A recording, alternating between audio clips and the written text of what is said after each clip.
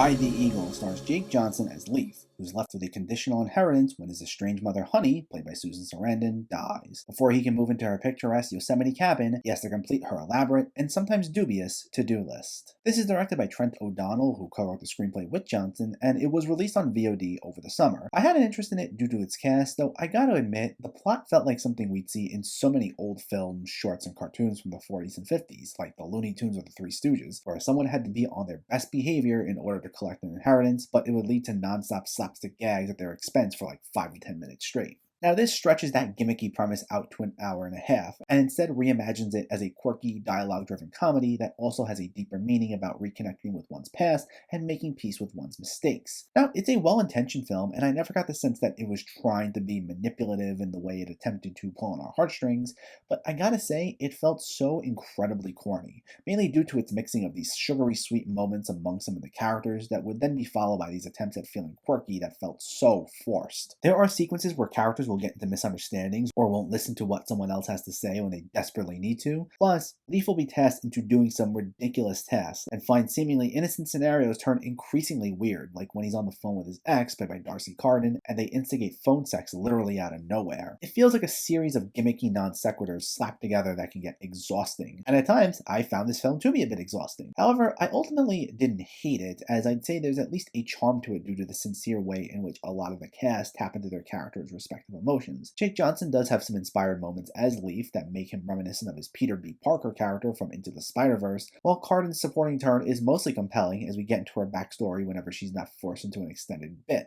Plus, J.K. Simmons shows up in what's essentially an extended cameo as someone who was involved with Honey that Leif is forced to cross paths with, and I will say, he easily gets a lot of the film's best moments, where he gets to play into the usual blustering, foul-mouthed hothead he's been known to play. And while a few lines here and there don't work when they try getting him to be awkward, for the most part, his dialogue does land, with a lot of creative insults and one-liners that had me cackling with laughter, especially for his overly confident delivery. It's him doing his usual shtick, but given the quality of the rest of the film, it was welcome. And in the end, it made Ride the Eagle a decent enough time, though nothing I think is worth revisiting beyond a one-time watch. While the cast all do seem to be enjoying themselves, and it can be compelling at times, it tries way too hard to be quirky, with many of its gimmicky setups falling flat on their face. It's very uneven, and while it was fine enough, it's nothing I need to see again. Ride the Eagle gets a 6 out of 10.